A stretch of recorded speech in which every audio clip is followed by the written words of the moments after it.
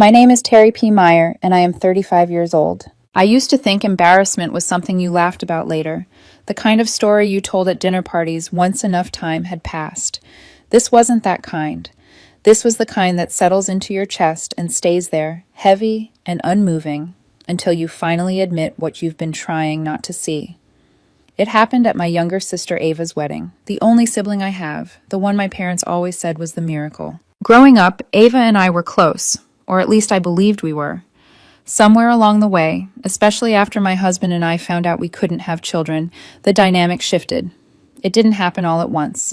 It was quiet, subtle, wrapped in smiles and concern that never really sounded like concern. Fewer calls, awkward pauses at family dinners, questions that weren't really questions. Still no luck? Have you tried another specialist? Maybe you're just too stressed. I learned to answer politely and change the subject. My husband hated those conversations. I kept telling him it would pass, that my parents were just disappointed and didn't know how to handle it. 6 months before the wedding, Ava called me in tears. She said they were short on their budget, that prices had gone up, that even a little help would mean everything. I asked how much she needed. She mentioned flowers, decorations, small things. I wired $2,000 that night. No thank you message, no follow-up. I told myself that's what family does. The actual invitation came 3 weeks before the ceremony, after months of silence. It wasn't a phone call. It wasn't even a direct message. It was a group text. Hey Terry, you and Mark can come now. We had some cancellations. The word now sat there like we'd been on standby. Mark looked at me and asked if I really wanted to go. I said yes. I wanted to believe that showing up still mattered. The venue was small, intimate, about 30 guests. We arrived early. I held Mark's arm as we walked in, feeling that familiar tension settle in my shoulders. We checked the seating chart. No Terry, no Mark, just a handwritten note at the bottom, rushed black ink, an arrow pointing to the far corner. Overflow seating. We followed the arrow and found it. A single metal folding chair in the back corner of the room. Not 2 chairs. 1. A yellow sticky note taped to it in all caps, underlined, like someone wanted to make sure I didn't miss it. Overflow. I stood there staring at it, my brain trying to catch up with what my eyes were already telling me. That's when my cousin leaned in and whispered, "They didn't think you'd actually come." I felt Mark's hand tighten around mine. I didn't say a word. I just walked past the chair, straight through the room, toward the gift table. I knew exactly where our card was because I had placed it there myself when we arrived. A simple white envelope near the top of the box, my handwriting neat and careful, as if being precise could soften what it contained. I reached in without hesitation and slid it out. The check inside caught the light as I pulled it halfway free, the number clear enough that a few nearby relatives went quiet when they noticed. $6,000. On top of the $2,000 I'd already wired months earlier. For a wedding that, as I'd later learn, cost barely more than that, it wasn't an oversight. It was a plan. Nathan's eyes widened. Someone behind me whispered. I didn't look around. I didn't feel the need to perform outrage or grief. I felt something cleaner than anger, something final. I said it calmly, like I was stating a fact to myself more than anyone else. Guess I overflowed out. Then I turned and walked away. Mark followed without a word. Behind us, I heard my uncle call my name and my mother's voice cut through the room, sharp and panicked. Stop her! No one moved. Not really.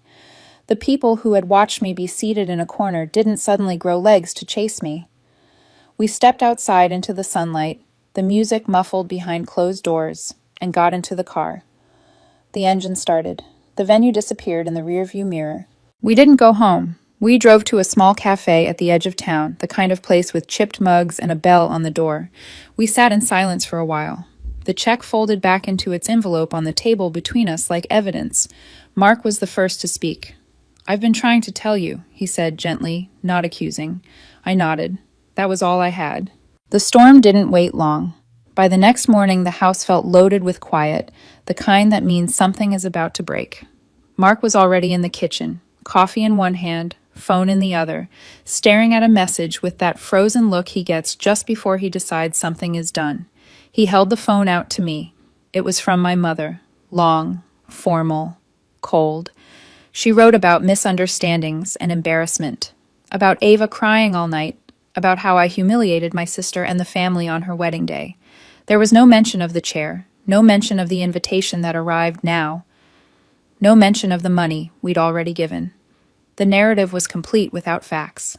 My phone buzzed again. Ava. First a missed call, then a message. You ruined everything. 3 minutes later, you're pathetic. That was it. No explanation, no acknowledgement, just judgment. By 11, the doorbell rang. Mark opened it. My mother stood there, holding a grocery bag like she was visiting a neighbor. She said she needed to speak with me. Mark didn't step aside. No, you don't, he said. She tried again, louder, calling my name into the hallway like volume could summon obedience. I didn't answer. Mark closed the door. Half an hour later, Ava showed up. No groceries this time, just raw nerves and a practice frown. Mark didn't let her finish her first sentence. He told her we weren't interested. Ava raised her voice. Mark raised the volume of his silence. She stood there a moment longer, shaking her head like she couldn't believe we weren't folding the way we always did, then turned and left. After that, the calls multiplied. Uncles, cousins. A woman I hadn't spoken to since my grandmother's funeral rang to say she was shocked. Everyone was shocked. Everyone suddenly had an opinion. No one had anything to say when Ava sent that group text. No one objected when we were asked to help pay. Now they wanted to mediate. Someone even said, "It's just a chair," as if a sticky note in the corner wasn't the final proof that I didn't belong. Mark didn't hesitate. He started blocking numbers mid-call. He logged into my social media and deleted it for me. He handed me my phone and said, "You don't need this noise anymore." I hesitated, not because he was wrong, but because this was all I'd ever known. Chasing approval, paying for peace. Mark had seen it years before I did. 2 days later, he picked up the phone and called Ava. I didn't know what he would say. I thought maybe he'd try to smooth things over. I sat in the next room and listened. Ava's voice carried, sharp and loud. Mark waited until she finished and then spoke quietly, just a few sentences, and hung up. He came back into the room and set the phone down. "That's the last time we hear from her," he said. "What did you say?" I asked. "If she comes here again, I'll file for a restraining order," he replied. "I'm done letting people mess with our peace." Something shifted in me then. Not anger, not sadness. Exhaustion. A deep, bone-level tiredness of apologizing for a place in a family that only remembered me when it needed something. That night, Mark surprised me again. He opened his laptop and pulled up Ava's wedding budget spreadsheet, the one she'd emailed months earlier when she begged for help. The total stared back at us. $7,500. My name was still there beside the $2,000 I'd sent, labeled floral contributions. She hadn't even bothered to remove us. Then Mark opened another file, a list he'd been keeping without my knowledge. Every expense we'd covered for my family over the years. Trips, emergencies, cash loans never repaid, thousands of dollars logged quietly. While I tried to prove something I never should have had to prove. "They never cared," he said softly. "You're not the problem." I felt something loosen in my chest. And then Mark smiled, not kindly, but focused, like someone who'd stopped reacting and started deciding. "I'm done playing defense," he said. "Now it's my turn." I didn't understand yet. I would the next morning.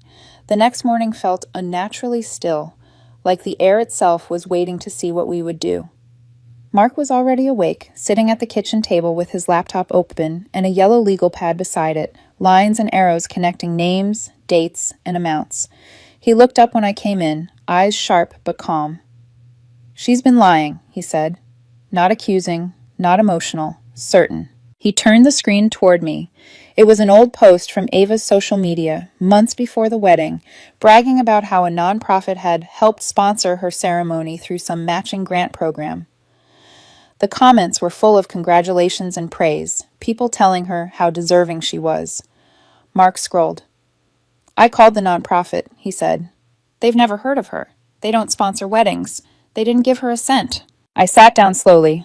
"So she lied for attention?" "No," he said, tapping the screen. "She lied to erase us." He opened another document, the budget spreadsheet Ava had sent when she begged for help.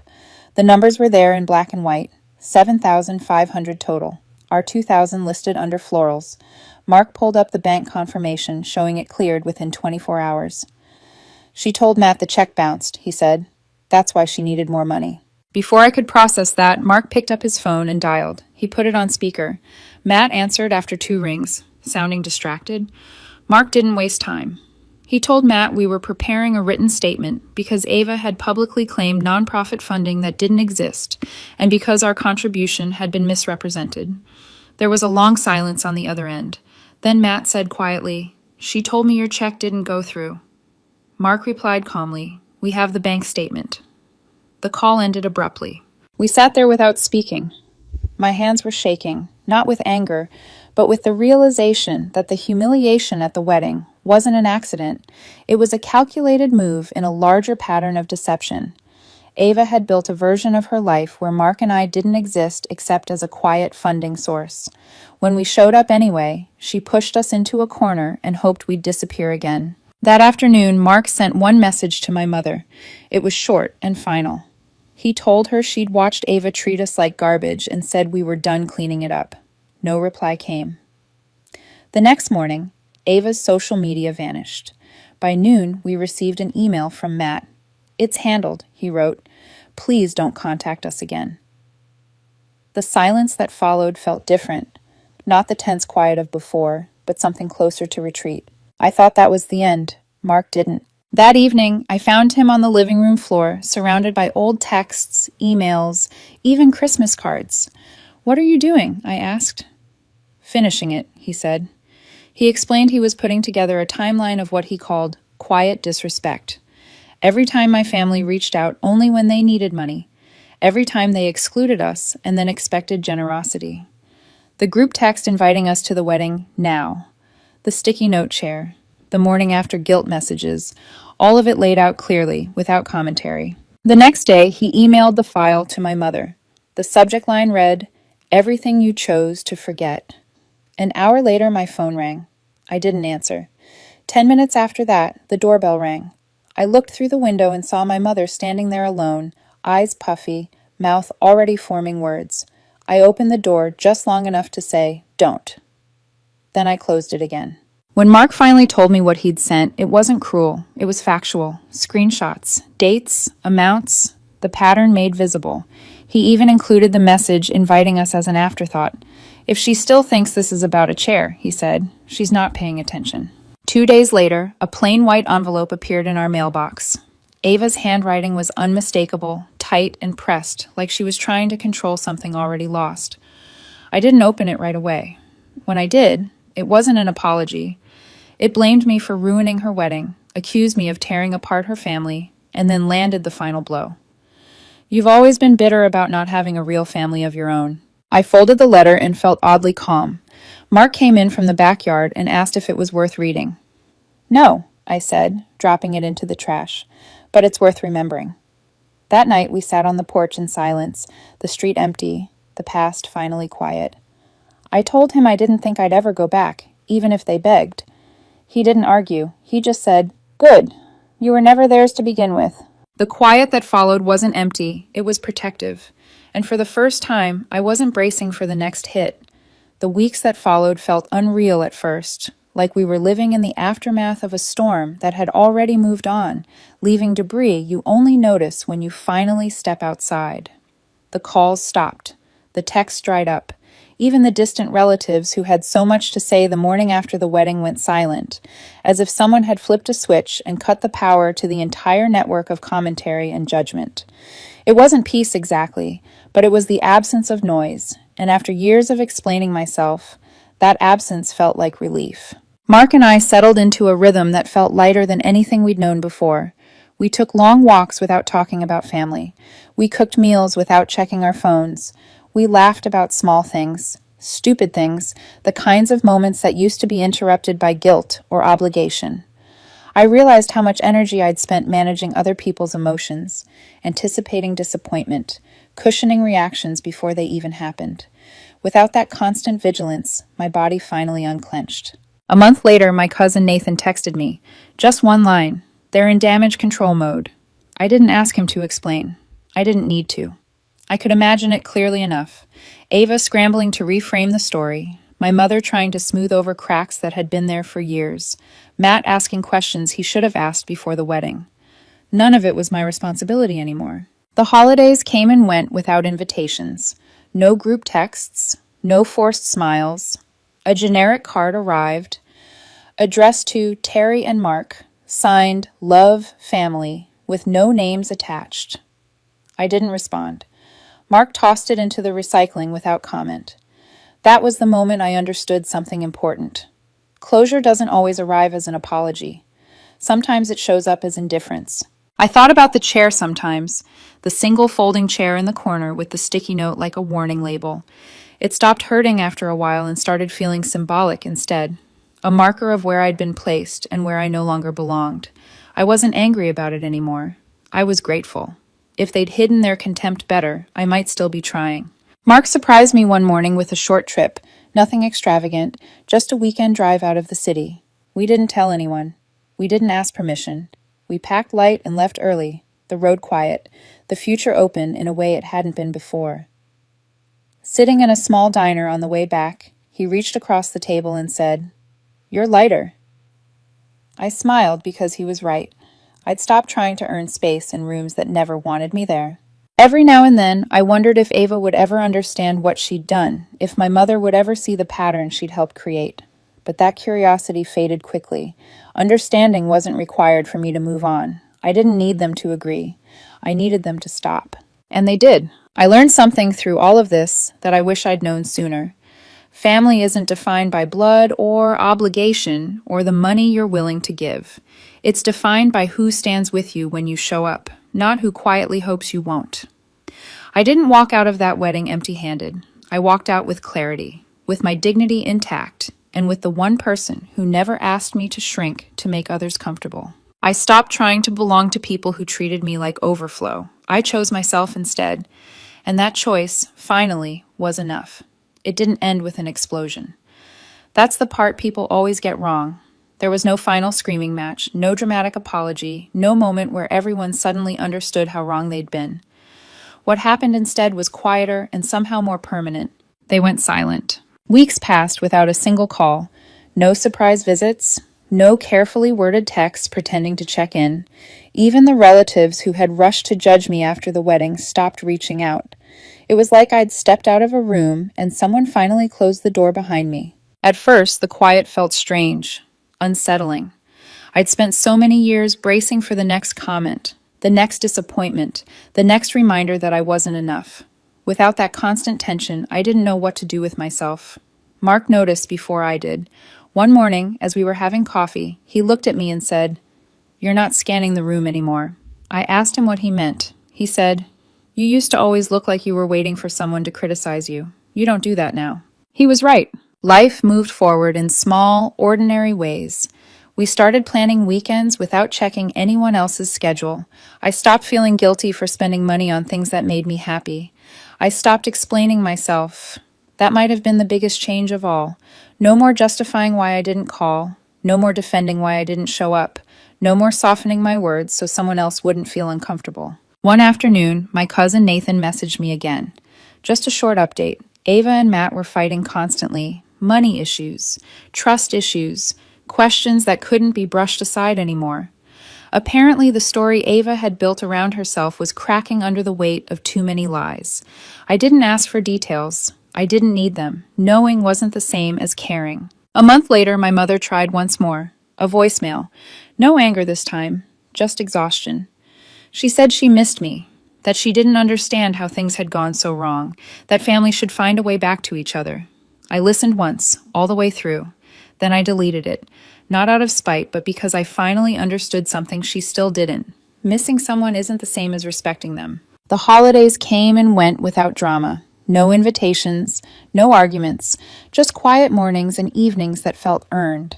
Mark and I took a short trip in December. Nothing fancy, just a cabin with bad cell service and a fireplace that took too long to light. One night, sitting on the floor with our backs against the couch, he asked me if I regretted leaving the wedding the way I did. I thought about it honestly, about the chair, the note, the whispers, the years of trying to be good enough. No, I said. I regret staying as long as I did. That was the truth. I don't know what my family tells people now. I don't know which version of me they've decided to remember. The bitter one, the selfish one, the one who ruined a wedding. It doesn't matter anymore. Their story doesn't require my participation. What I do know is this. I wake up without dread. I walk into rooms without shrinking. I no longer confuse love with obligation or generosity with self-erasure. I learned that sometimes the most powerful thing you can do isn't proving your worth, but refusing to stand where you're not wanted. I didn't lose a family that day. I lost an illusion. And in its place, I gained a life that finally feels like mine.